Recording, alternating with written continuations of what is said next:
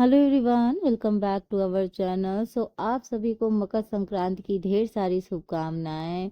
तिल के लड्डू और मिठाइयों के साथ आप अपनी मकर संक्रांति अच्छे से मनाइए। और इसमें ये मत भूलिएगा कि हमें पढ़ाई भी करनी है, तो साथ साथ में करंट अफेयर्स भी इंजॉय करते रहिए। तो शुरू करते हैं आज का पहला क्वेश्चन कि अमित शाह ने जम्मू कश्मीर एवं लद्दाख थ्रू द एजेस पुस्तक का विमोचन किया है। तो ये पुस्तक का नाम है जम्मू कश्मीर एवं लद्दाख थ्रू द एजेस, ये बुक का नाम है। ठीक है, तो यहाँ से क्वेश्चन आ सकता है, काफी इंपॉर्टेंट है। तो केंद्रीय गृह मंत्री और सहकारिता मंत्री जो हैं आपके अमित शाह, इन्होंने दिल्ली में पुस्तक का विमोचन किया जिसका नाम है जम्मू कश्मीर और Ladakh through the ages, a visual narrative of continuities and linkages का विमोचन किया। इस कार्यक्रम में केंद्रीय शिक्षा मंत्री श्री धर्मेंद्र प्रधान जी भी थे और भारतीय ऐतिहासिक अनुसंधान परिषद यानी ICHR के अध्यक्ष प्रोफेसर रघुवेंद्र तंवर, ठीक है, सहित और भी कई सारे गणमान्य व्यक्ति मौजूद थे वहां पे। और ये किस लिए किया गया कि जम्मू कश्मीर और लद्दाख के भारत से अटूट संबंध को ये रेखांकित करता है। ठीक है, अब बात करते हैं प्रोजेक्ट विस्तार के बारे में। प्रोजेक्ट का नाम क्या है? विस्तार। ठीक है, ये भारतीय कृषि में एक डिजिटल क्रांति लेके आएगा। तो भारतीय प्रौद्योगिकी संस्थान मद्रास यानी IIT मद्रास ने कृषि और किसान कल्याण में मंत्रालय के साथ मिलकर प्रोजेक्ट विस्तार यानी virtually integrated system to access agriculture resources की शुरुआत की है। इसका उद्देश्य क्या है कि भारत की कृषि विस्तार प्रणाली को डिजिटल रूप से अधिक कुशल और प्रभावी बनाना, ताकि किसानों को जो उन्नत तकनीकें हैं और सलाह सेवाएं हैं वो उन तक पहुंच जाए। ठीक है, अब ये क्वेश्चन हमने उस दिन भी किया था, अगर आपने अच्छे से पढ़ा है तो आपको बहुत अच्छे से याद होगा कि आरिफ मोहम्मद खान ने बिहार के 42वें राज्यपाल के पद की शपथ ली। हमने बोला था कि इनकी जगह किसने ली थी? राजेंद्र विश्वनाथ आलेटकर, है ना, जो क्या कहते हैं केरल के क्या हैं राज्यपाल नियुक्त हुए थे। तो जब ये हटे थे तब ये नियुक्त हुए थे।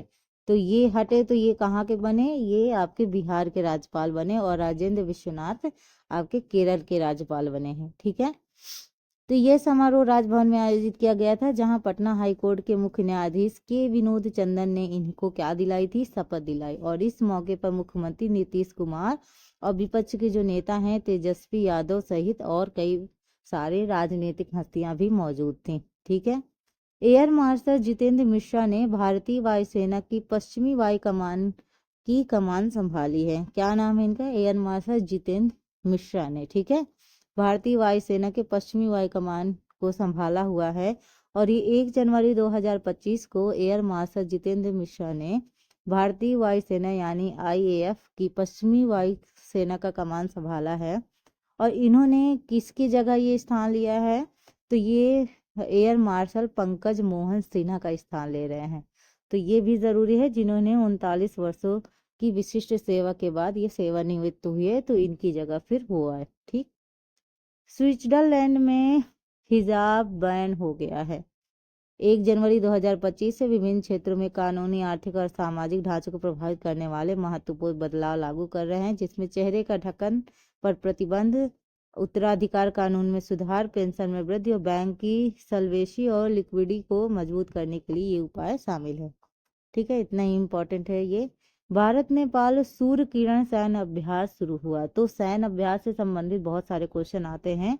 तो ये सूर्य किरण पूछा जाए कि किसके बीच है, तो भारत और नेपाल के बीच। ठीक है, तो यहाँ ये जो सूर्य किरण है ये 18वें इसका संस्करण की शुरुआत 29 दिसंबर 2014 से लेकर 13 जनवरी 2025 जो अभी चल रहा है तक नेपाल के साल झाड़ी में हुई थी। और ये जगह का नाम भी जरूरी है, तो ये भी याद रखिएगा। तो इस अभ्यास का जो उद्देश्य है वो जंगल युद्ध, पहाड़ी क्षेत्रों में आतंकवाद रोधी अभियानों और संयुक्त राष्ट्र चार्टर के तहत मानवीय सहायता व आपदा प्रबंधन में सहयोग को बढ़ाना है ना।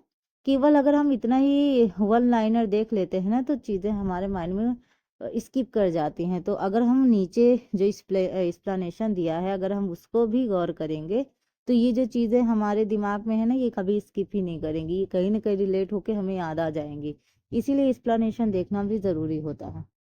चलिए, राष्ट्रीय खेल पुरस्कार 2024 की घोषणा हो गई है। तो राष्ट्रपति 17 जनवरी 2025 को राष्ट्रपति भवन में ये किया जाएगा। 17 जनवरी आने वाली है, तो ये खेल प्रदर्शन के लिए है। ठीक है, अब बात करते हैं मेजर ध्यानचंद खेल रत्न पुरस्कार विजेताओं की घोषणा हो गई है। ठीक है, अब बात करते हैं तो इसमें देखो, भनु भाकर को शूटिंग में, भनु भाकर ने पेरिस 2024 ओलंपिक्स में इतिहास रचते हुए स्वतंत्रता के बाद पहली भारतीय एथलीट के रूप में ही खेल प्रसंस्करण में कितने पदक जीते? 2 पदक जीते। ठीक है, नामांकन में थोड़ा सा मतभेद था, बाकी अभी ठीक है। बात करते हैं हरमनप्रीत सिंह हॉकी में। ठीक है, हरमनप्रीत सिंह ये कप्तान है, हॉकी टीम के क्या हैं? कप्तान हैं, जो पेरिस में लगातार दूसरी बार ओलंपिक कांस्य पदक जीत दिलाने में टीम का इन्होंने क्या किया है? कप्तान का क्या काम होता है? नेतृत्व करना। ठीक है, इनकी नेतृत्व क्षमता कौशल ने भारत के अंतर्राष्ट्रीय मंच पर लगातार सफलता सुनिश्चित की है। तो अब बात करते हैं प्रवीण कुमार की, जो पैरा एथलीट्स हैं।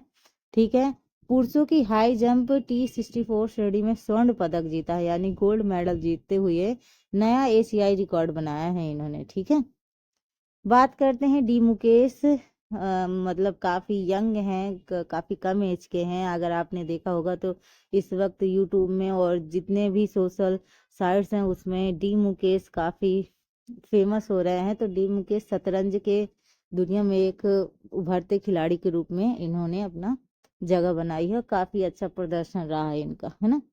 भारत और मंगोलिया ने खनन साझेदारी पर सहमति जताई। किसने? भारत और मंगोलिया ने खनन साझेदारी पर क्या जताई है? सहमति जताई है। ठीक है, चलिए, बीएमसीआरआई दक्षिण भारत की पहली संक्रामक रोग अनुसंधान प्रयोगशाला स्थापित करेगा। तो Bengaluru medical college and research institute, ठीक है, इसका फुल फॉर्म है को भारतीय आयुर्विज्ञान अनुसंधान परिषद यानी ICMR द्वारा दक्षिण भारत की पहली संक्रामक रोग और अनुसंधान और निदान प्रयोगशाला IRDL स्थापित करने के लिए चुना गया है। ठीक है, चलिए, यह परियोजना भारत भर के मेडिकल कॉलेज में विशेष प्रयोगशालाएं स्थापित करने के राष्ट्रीय प्रयास का ये हिस्सा है। तो ये रही आज की कुछ 10 इम्पोर्टेंट आपकी करंट अफेयर्स। ऐसे ही आप करंट अफेयर्स से डेली अपडेट होते रहिए। लाइक शेयर सब्सक्राइब तो ये अपने ऊपर डिपेंड करता है, बस आप क्लास अटेंड कीजिए, यही मेरे लिए पर्याप्त है। आप क्लास अटेंड कीजिए, अपनी अच्छे से तैयारी कीजिए। Thank you for watching.